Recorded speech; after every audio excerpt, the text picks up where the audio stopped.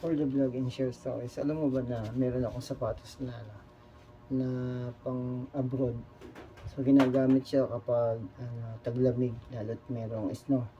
So saan bansa yung may-ari nito? Taga South Korea siya. And then salamat na din sa taong yon kasi yung nanay niya nasa abroad, South Korea. Stepfather niya nandun din. So siya naman nasa Pilipinas, and nung nasa Pilipinas siya nung mga buwan ng March 2026, doon ako tumira sa kanya. And then yun nga, sabi niya pag nakakabunta siya ng South Korea, may pera naman yung magulang niya. So yung mga ibang gamit doon, yung mga ibang gamit niya napabigay sa akin. And pasalamat ako sa kanya dahil sa kabutihan ng pagkatao niya, ugali niya. Nagkaroon ako ng mga iba't ibang gamit tulad ng sapatos. Isa yun sa hinahangat ko, magkaroon ako ng sapatos na ganito dahil nagmamarathon nga ako at saka gusto kong mag-try na naka-spike. Pero spike to, pero ewan ko lang kung pwedeng gamitin niya ito dun sa oval. Yan. So ito yung sapatos na yan. Tapos yan, yan.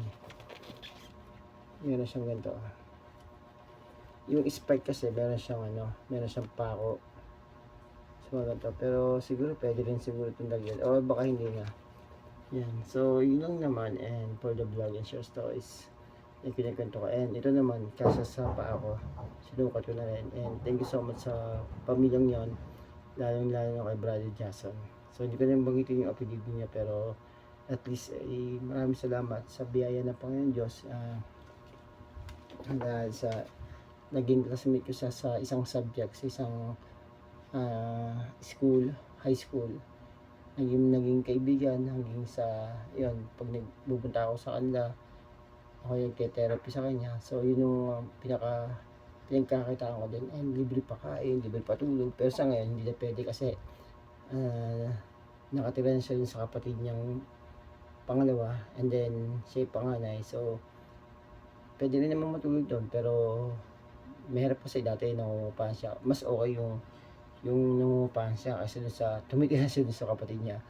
Iba kasi yung so yun, nagpapakapuyat, kwentuhan, so kainan, pagkain, kwentuhan ulit, computer. So yun, pakanta-kanta. And yun nga, baka siguro nasa Korea na siya. And that's it. Yung masama at mabuting comment, wala lang pinagkaiba. And paborito sa may-ari channel, so pinapakita ko lang yung gamit ko. Kung sakali man meron na ako sariling bahay, hindi na ako nakatira sa magulang ko, simple lang ang buhay ko. Gusto ko magkaroon ng asawa, o kaya wala na asawa po, gusto ko sa negosyo, and ipataging jogging, o ang mga healthy benefits yung aking gagawin. Jogging, boxing, practice, and then yun, para bang mapahaba ang buhay. So dati kasi lagi ako nagsa-soft drinks, chocolate, hanggang sa yung mga ngipin ko nga awang-awang na yan dahil kabubunot ng doktor sa ngipin. So yun na naman, and yun nga, simpleng buhay lang talaga. And tumatanda na rin naman ako. Yun, ibis na guminhawa, lalo lumulubog.